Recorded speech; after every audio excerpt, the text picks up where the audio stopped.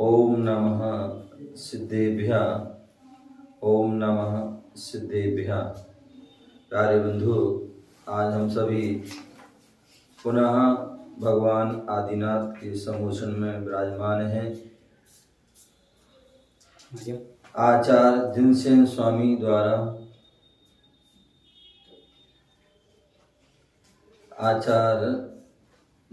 स्वामी द्वारा आदि पुराण के 25वें सर्ग में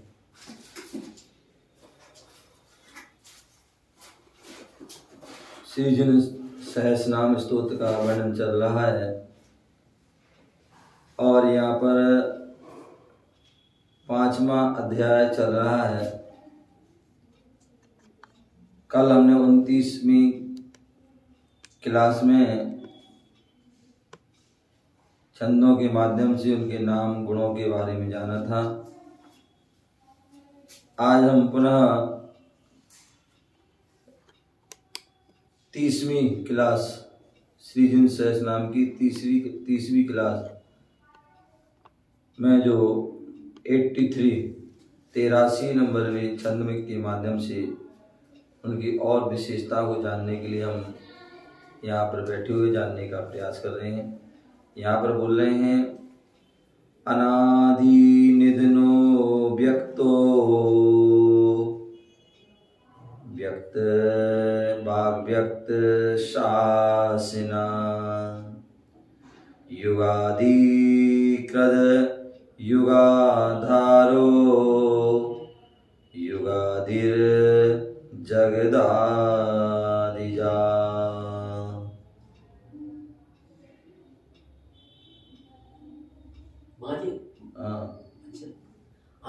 अनादि निधियो निधनो व्यक्तो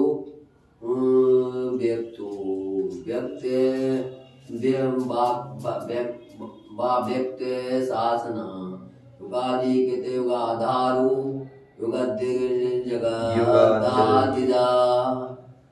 तो यहाँ पर बता रहे हैं, भगवान आप अनादि निधना,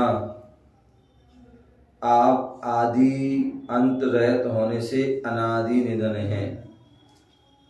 जो भगवत्ता को प्राप्त हो जाता है, जिनके घात कर्म आदि नष्ट हो चुके, घाती अघाती कर्म नष्ट हो चुके हैं, अब वह क्या होते हैं, वो आदि और अंत से रहित हो जाते हैं। ना उनका जन्म होना है, ना ही उनकी मृत्यु आदि होना है। तो ऐसे वह अनादि निधन कहे जाते हैं। अव्यक्ता, इंद्रिय गोचर होने से अव्यक्त हैं। क्या है? जो एक तो व्यक्त होते हैं और एक अव्यक्त होते हैं। बोले इंद्रियों के अगोचर से आप क्या अव्यक्त हैं। इंद्रियों के माध्यम से आपको जो है कोई जान नहीं सकता है, न कोई आपको जो है पहचान सकता है, न कोई आपको जो है इंद्रियों के माध्यम से कोई पकड़ सकता है। इसलिए इंद्रिय गोचर होने से क्या है, अव्यक्त है। व्यक्त वाक, वाणी के अतिशय स्पष्ट होने से व्यक्त वाक। अपन देखते हैं जब कोई वक्ता कोई उपदेश देता है तो एक वक्ता तो वह होता है कि जो बोलता तो है लेकिन उसकी बात समझ में नहीं आती है कि वह क्या कह रहा है, क्या कहना चाहता आदि। और एक वक्ता वह होता है जो भी कुछ कहता है वह व्यक्ति के समझ में आ जाता है और उसका जो है खुलासा हो जाता है। तो इसलिए बोले वाणी के अतिशय, जिनकी वाणी में अतिशय होता है, जिस वाणी को सुनकर के जो है सभी को जो है सुखद अनुभव होता है, शांति आदि की जो है अनुभूति होती है, तो ऐसी वह वाणी स्पष्ट होने से व्यक्त वाग है। व्यक्त शासना और शासन के अति स्पष्ट होने से व्यक्त शासन है। जो हमारे तीर्थंकर आदि हैं, आदिनाथ से लेकर के जो महावीर स्वामी वर्तमान 24 के, ऐसे उनका जो शासन है वह अति स्पष्ट होने से व्यक्त शासन है। बोले जो तीर्थंकरों की जो बात शासन चलता है, जो वह बात कहते हैं, वह जो है अति स्पष्ट होती है, जिसे हर कोई जो है समझ सकता है, चाहे बच्चा हो, चाहे बड़ा हो, चाहे बूढ़ा हो, महिला हो, पुरुष हो, वृद्धा हो, कोई भी उसको। तो शासन के अति स्पष्ट होने से व्यक्त शासन। और कहते हैं जो तीर्थंकरों का शासन जो चलता है वो कैसा चलता है। बोले जो तीर्थंकर को ज्ञान, केवल ज्ञान होता है, वह केवल ज्ञान होने से ही शासन प्रारंभ हो जाता है, और जब तक अगले तीर्थंकर को केवल ज्ञान न हो उनका वह शासन चलता रहता है।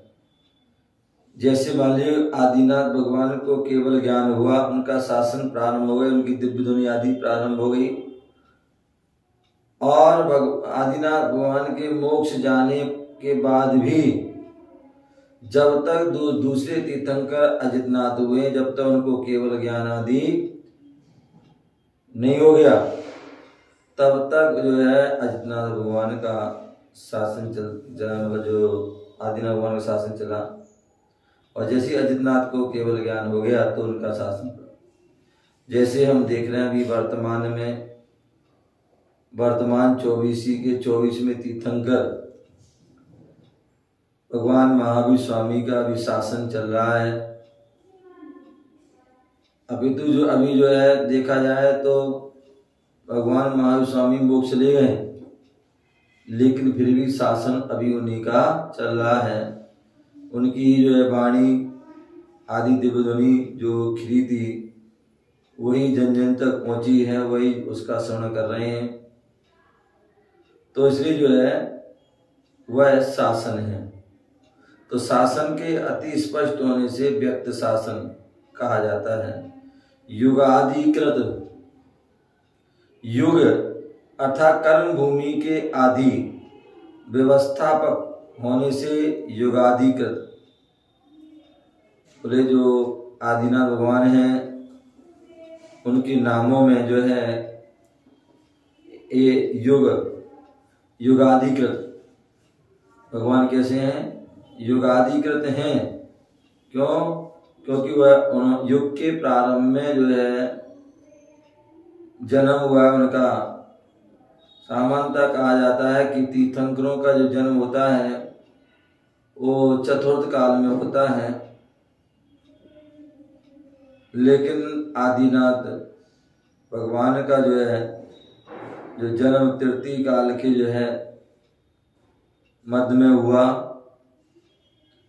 तो इसलिए जो है उस समय कर भोग भूमि का काल था, तो उस समय जो है कल्पवृक्ष आदि के संबंध से व्यवस्था चलती थी।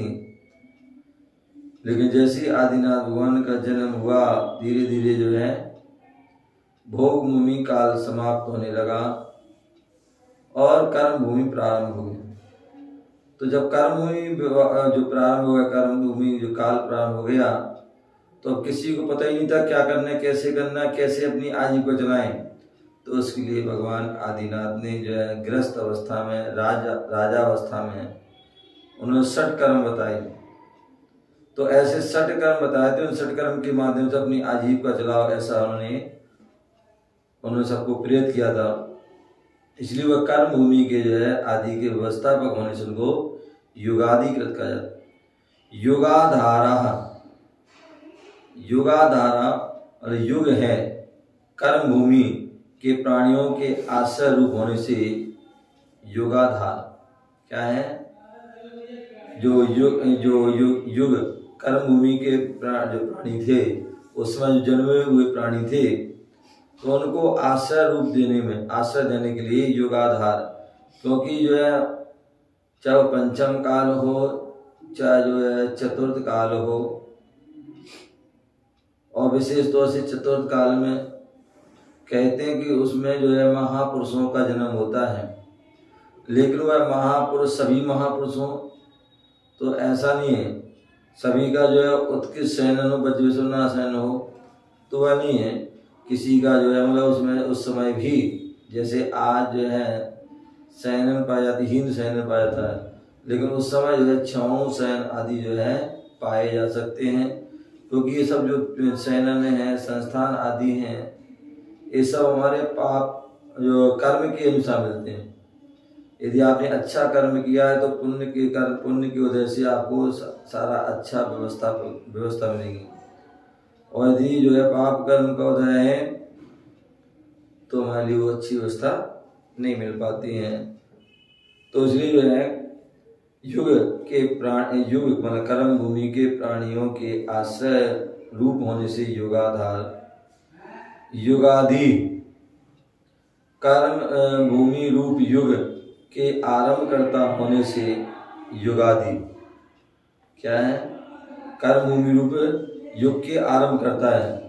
कर्म भूमि रूपी जो है युग है, उसके कर्ता कौन है?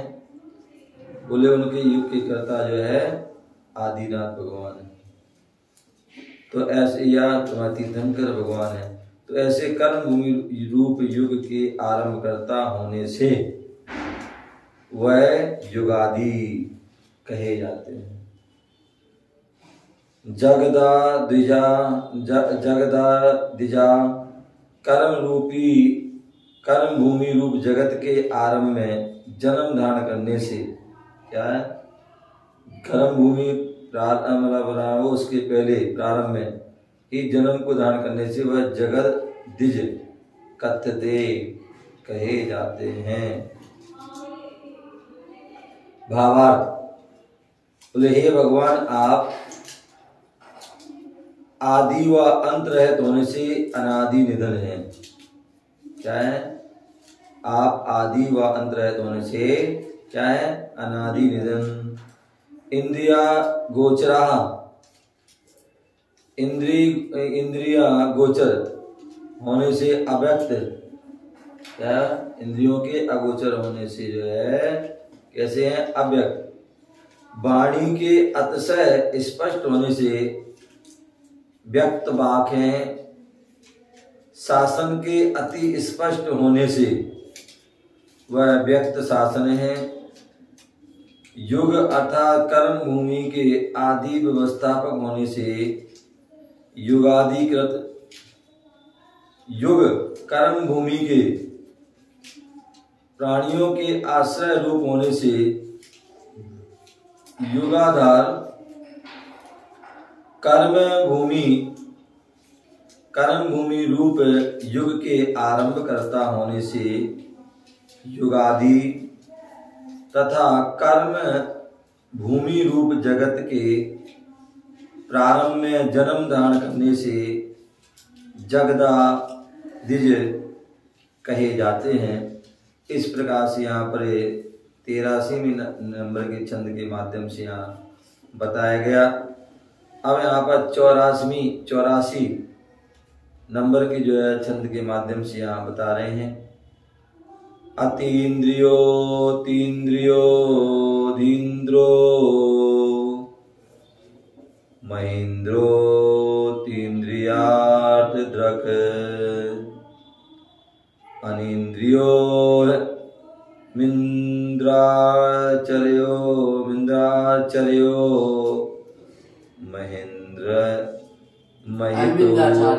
महेन्द्र महितो महान।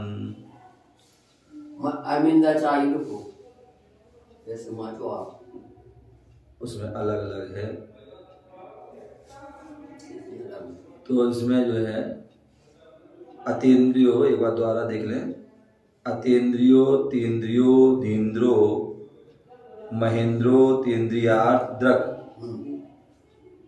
अनिंद्रियो मिंद्राचर्यो महेंद्र महितो महान। ये इसको ऐसा है, ठीक है ना, तो पढ़िए इसको ऐसे। अनिंद्रियो तीन्द्रियो धीन्द्रियो महेंद्रियो निंद्रियार्थ दिक् तीन्द्रियार्थ दिक् अनिंद्रियो मिंद्रियोचार्यो महेंद्र महितो महान। मिंद्राचर्यो अच्छा आ रहा है। तो इस प्रकार से यहाँ पर बता रहे हैं, हे भगवान आप अतीन्द्रिया ऐश्वर्य से इंद्रों के अतिक्रांत कर्ता होने से अतीन्द्र, क्या बोले, ऐश्वर्य से इंद्रों के अतिक्रांत कर्ता होने से अतीन्द्रिय, अतीन्द्र बोले इंद्र प्रतीन्द्र आदि होते ना, तो ऐसे ऐश्वर्य से इंद्रों से के अतिक्रांत कर्ता होने से क्या है, अतीन्द्र, अथवा अपने प्रभाव अथवा ऐश्वर्य से इंद्रों को भी अतिक्रांत करने वाले हैं। अतिक्रांत करने से क्या है, अतीन्द्र। और दूसरे क्या बोल रहे हैं, अतीन्द्रिय, इंद्रियों के गोचर न होने से अतीन्द्रिय है। क्या है, अतीन्द्रिय, इंद्रिय गोचर न होने से क्या है, अतीन्द्रिय है। मतलब जो इंद्रियों के द्वारा जो है हमारे लिए जो अनुभव नहीं होता है, दिखता भी नहीं है, इसलिए वो अतीन्द्रिय। बोले आत्मा कैसी है, आत्मा कैसी है, तो वो अतीन्द्रिय है, क्योंकि वो हमारे इंद्रिय आदि से दिखती नहीं है, इंद्रियों से हमें उसको जाना नहीं जा सकता है, अतीन्द्रिय। इसी प्रकार भगवान जो है, जो भगवान आत्मा है, जो सिद्ध आत्मा है, वह भी क्या है, अतीन्द्रिय है, क्योंकि वह इंद्रियों के गोचरों से अतीन्द्रिय। धीन्द्र, क्या है, धीन्द्र, बुद्धि के स्वामी होने से धीन्द्र है। धी इंद्र, धी प्लस इंद्र, क्या है, बुद्धि के जो स्वामी होने से वह धीन्द्र हैं। और महेंद्र, बोले इंद्रों से भी अधिक ऐश्वर्यशाली होने से महेंद्र, क्या है, इंद्रों से भी अधिक ऐश्वर्यशाली होने से महेंद्र हैं। एक इंद्र होते हैं और इंद्रों से भी अधिक ऐश्वर्यशाली हैं, उनको महेंद्र होते हैं। वो बुलाए जी, साले भगवान के सहस्र नाम स्तोत्र का वर्णन चल रहा है। 1008 नाम होते भगवान के, उनका वर्णन चल रहा है। तो यहाँ पर 84 नंबर वे छंद में यहाँ बताए जा रहे थे कि हे भगवान आप अतीन्द्रिय, आप अतीन्द्रिय हैं। बोले एक इंद्रिय होती हैं और एक अंधेंद्रिय। हम जो कुछ भी जान रहे हैं, देख रहे हैं, वो किससे देख रहे हैं, वो हम सब देख रहे हैं तो इंद्रियों के माध्यम से, आँख के माध्यम से हम देख रहे हैं कौन कौन बैठा हुआ है, हैं? जो चक्षु इंद्रिय उसके माध्यम से हम देख रहे हैं क्या क्या कौन बैठा है, क्या सारी चीज देख रहे हैं, सारे कलर आदि दिख रहे हैं। कर्ण इंद्रिय के माध्यम से शब्दों की पहचान होती, कौन क्या कह रहा है, कौन अच्छा कह रहा है तो हम खुश हो जाते हैं, कोई बुरा कहता है तो हम लड़ने को तैयार हो जाते हैं, समझे ना। तो ये किससे मालूम हुआ, ये हमारे चक्षु इंद्रिय सुन करके।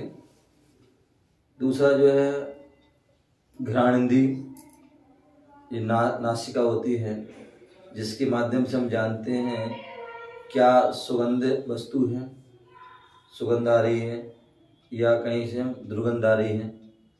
आप फूलों की वहाँ बगीचे से निकलेंगे तो क्या होता है, आपको अनेक प्रकार की सुगंध आती है। या कहीं आप किसी घूरे के पास से निकलते हैं, नाली आदि कचड़े आदि के वहाँ से निकलते हैं, या और भी कोई गंदे स्थान आदि जहाँ पर जो होता है कोई बूचड़खाना आदि है या कोई जानवर आदि मरा हुआ पड़ा है, तो ऐसे वहाँ पर जो हमें बदबू आती है, स्मेल आती है। तो वो किससे जाना हमने? नासिका, वो भी हमारी इंद्रिय है। एक जो है जिह्वा होती है जिससे हम स्वाद लेते हैं, खट्टा खा रहे हैं, मीठा खा रहे हैं, कड़वा खा रहे हैं, कसैला खा रहे हैं, चरपरा खा रहे हैं, किससे पता पड़ता है? जिह्वा से, मानो जीभ से पता पड़ता है, ठीक है ना।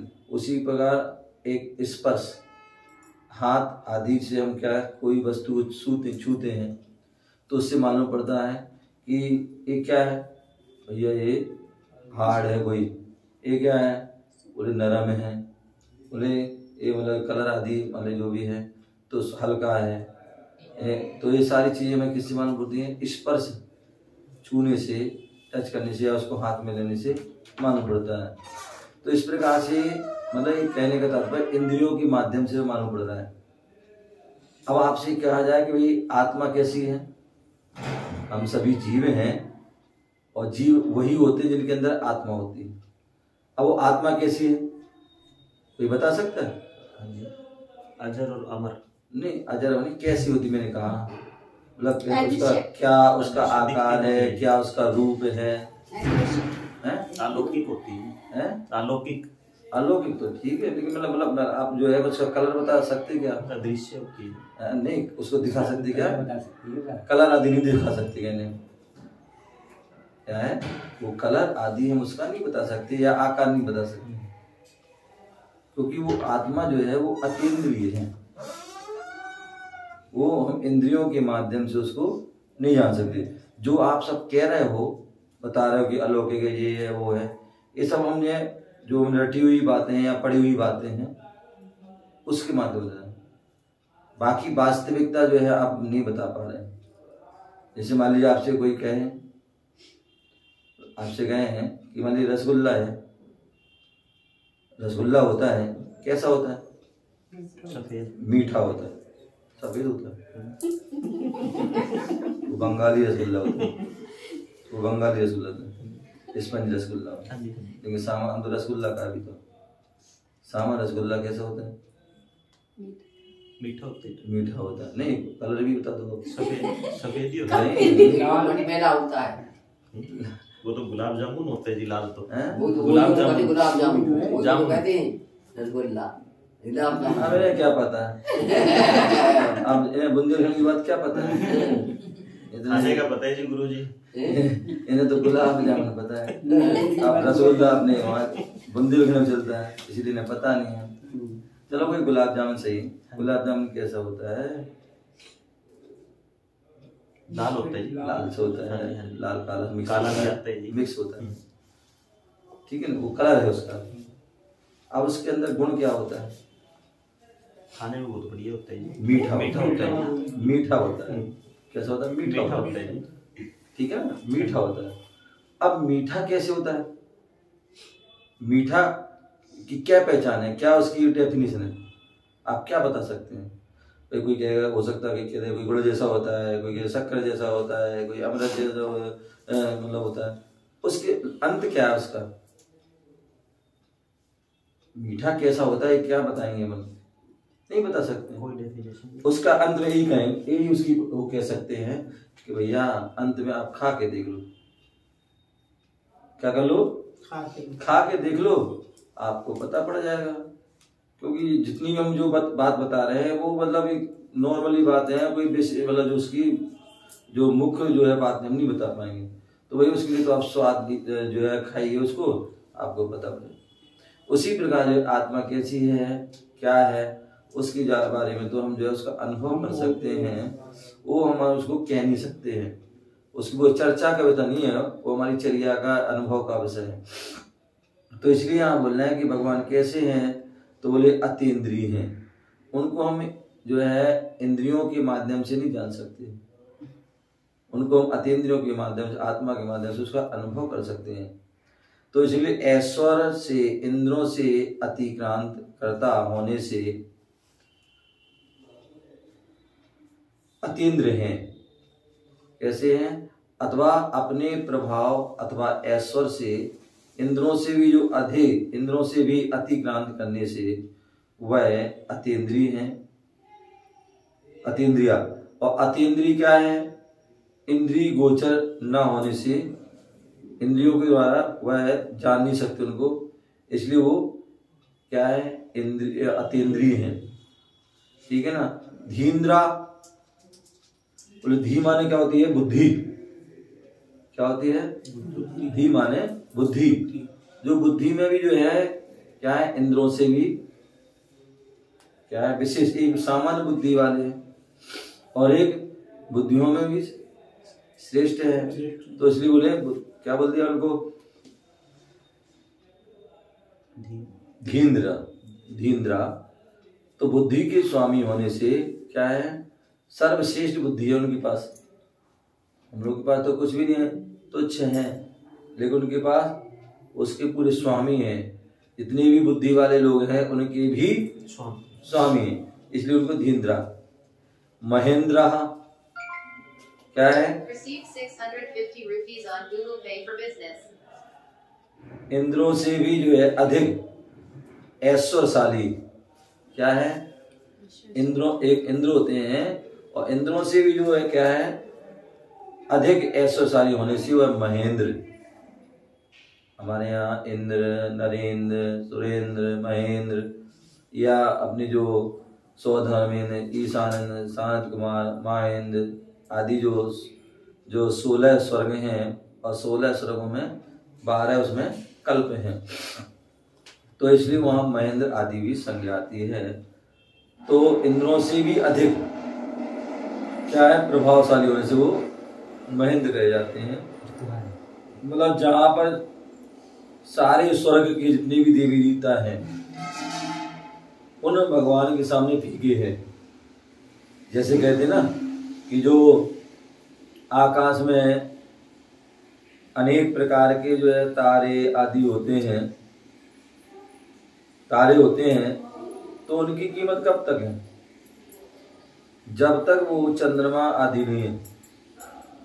जब चंद्रमा का उदय हो जाता है तो वह तारे जो है उनकी कोई कीमत नहीं होती है, और जब सूर्य का उदय हो जाता है तो जो है तारे और कुछ भी मतलब चंद्रमा की भी कोई मतलब उसकी वो वैल्यू नहीं होती है।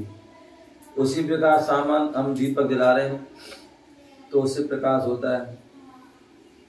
अब उसमें हमने जो है बल्ब जला दिया, बल्ब जल जाता है तो फिर उससे दीपक की कोई कीमत नहीं होती है।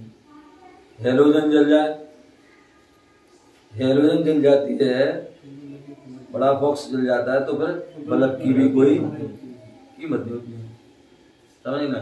और जब सूर्य का उदय हो जाता है तो सूर्य के उदय होने पर जो है उसे हेलोजन की भी कोई कीमत नहीं होती, फीका पड़ जाता है।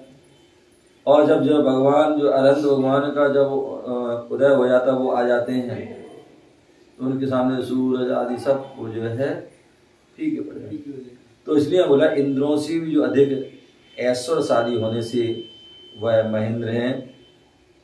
अतीन्द्रियार्थ दृक्, इंद्रिय गोचर पदार्थों के दृष्टा होने से क्या बोले? भगवान के अंदर जो है इतना विशेष ज्ञान होता है, केवल ज्ञान जिसे कहते हैं, अनंत ज्ञान, और दर्शन भी जो है अनंत दर्शन होता है। हम लोग तो उनके आगे कुछ भी नहीं है, जीरो है। हम लोग का ज्ञान कुछ भी नहीं है, बल्कि ज्ञान है। और हम लोग को जो भी जो है यदि कुछ देखना है तो आंखों के माध्यम से दिखता है, या जो भी जानना है तो ज्ञान कोई किताबों आदि के माध्यम से हम पढ़ लेते हैं और जान लेते हैं। लेकिन भगवान के लिए कोई किताब आदि की आवश्यकता नहीं है और ना ही किसी प्रकार इंद्रिय की आवश्यकता है। दूसरा, उन्हें ना वस्तु के पास जाना है, ना वस्तु को पास बुलाने की आवश्यकता है। भगवान सिद्धालय में विराजमान है। कहाँ विराजमान है? सिद्धालय में विराजमान है, अपने जो है अपने ध्यान में लीन है। अप्पासु परमप्पा, अपनी आत्मा में ही लीन है। नासा दृष्टि है, क्या है? नासा दृष्टि। नासा दृष्टि जानते क्या होता है? नाक पे जो दृष्टि होती है क्या होती है? वो नासा दृष्टि। मतलब जो है यहाँ वहाँ कहीं नहीं, केवल नासा, नाक पे। अथवा ना प्लस आशा, ना प्लस आशा। हम लोगों के लिए तो अनेक प्रकार की आशा, अनेक प्रकार की इच्छा है, लेकिन वहाँ कोई आशा नहीं है, क्योंकि उन्हें पता है जितनी तुम आशा करोगे, जितनी तुम इच्छा करोगे, जितनी तुम अपेक्षा करोगे, उसका विपरीत होता है। आप आशा करोगे तो निराशा मिलेगी, इच्छा करोगे तो इच्छा पूरी नहीं होगी, ठीक है ना। अपेक्षा करोगे तो उपेक्षा मिलेगी। तो इसलिए उन्होंने क्या किया?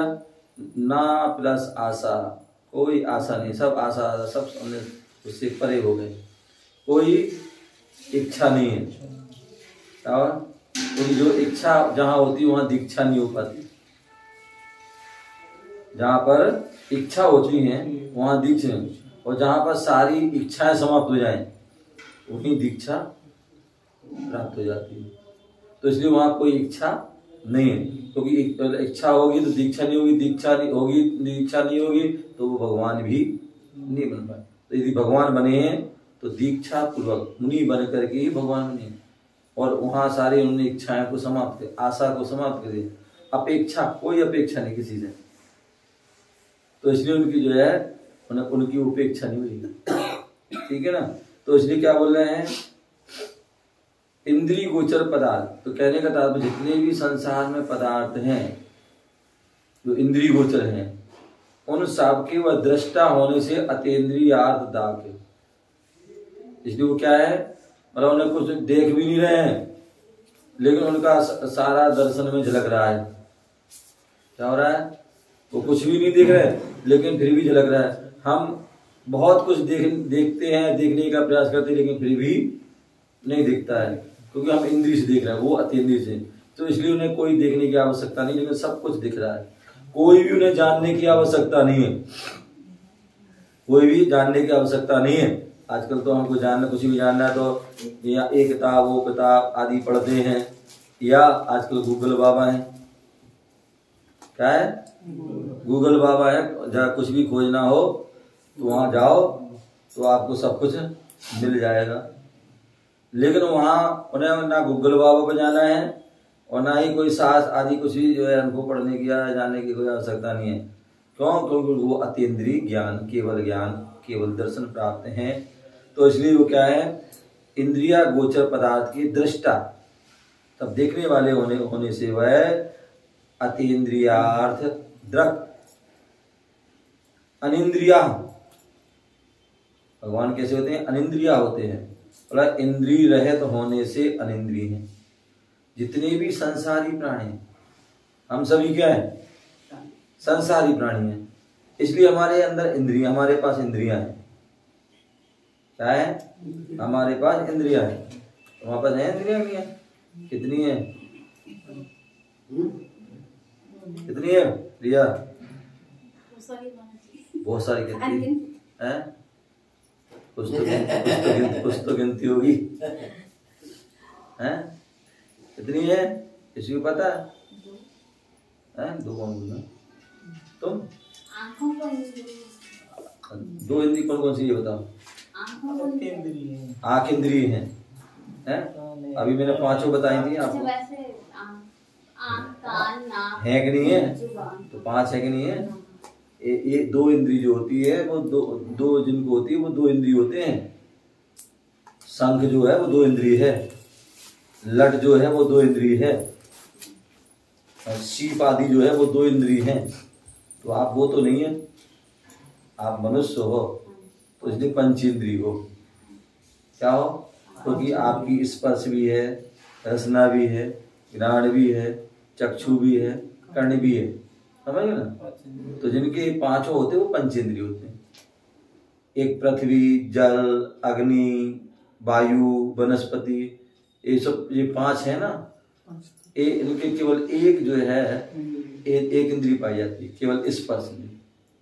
उनकी रसना ज्ञान चक्षु आदि नहीं पाई जाती। दूसरी जो लट आदि जो है, शंख आदि है, सीप आदि हैं, वो 2 इंद्रिय, उनकी स्पर्श और रसना दोनों पाई जाती है। तीसरी जो भौरा आदि होते हैं, क्या होते हैं, जो भौरा जो फूल पर पराग लेता है, उसकी 3 इंद्रिय होती हैं। या मतलब जो क्या नाम चींटी आदि, चींटी चिंटा आदि हैं, वो 3 इंद्रिय आदि हैं।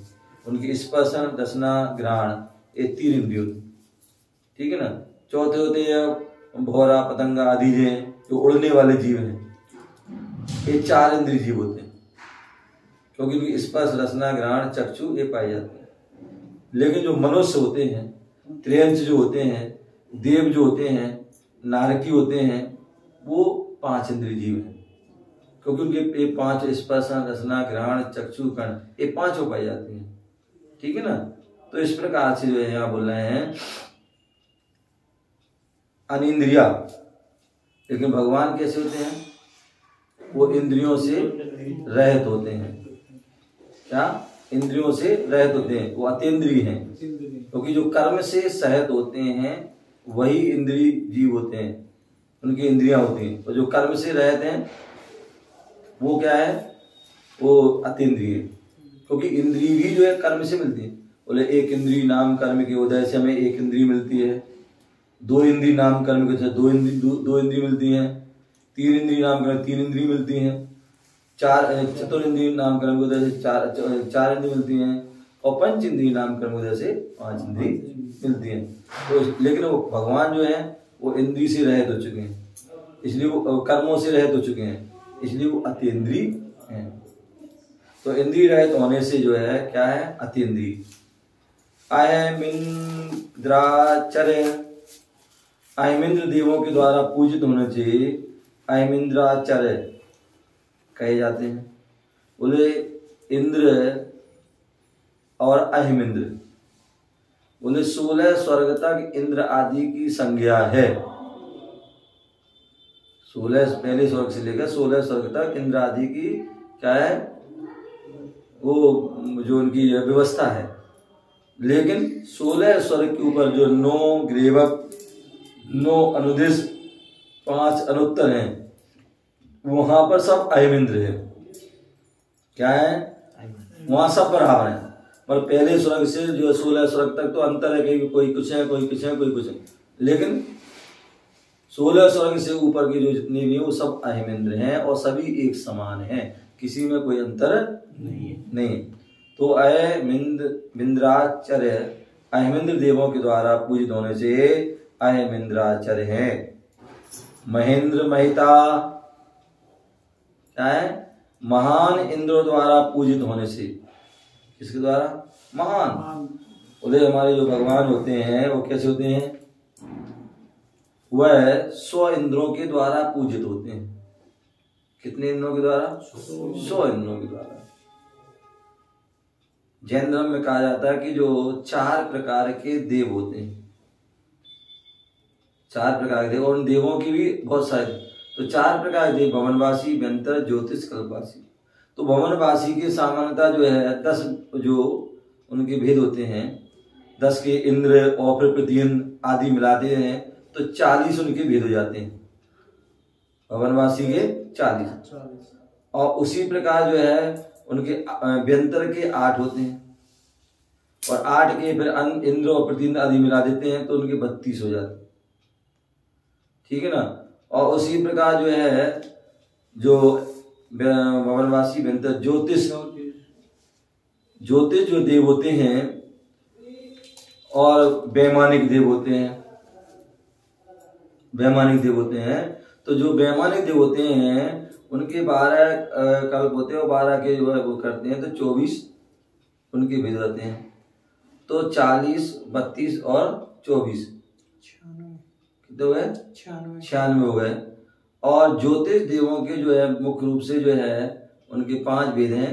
उनमें मुख्य रूप से जो सुबह जो दिन का जो है जो इंद्र है जो इन दिन का राजा है वो सूर्य है और रात का जो राजा है वो चंद्रमा है। तो दोनों सूर्य और चंद्रमा को ले लिया तो दो ये हो गए।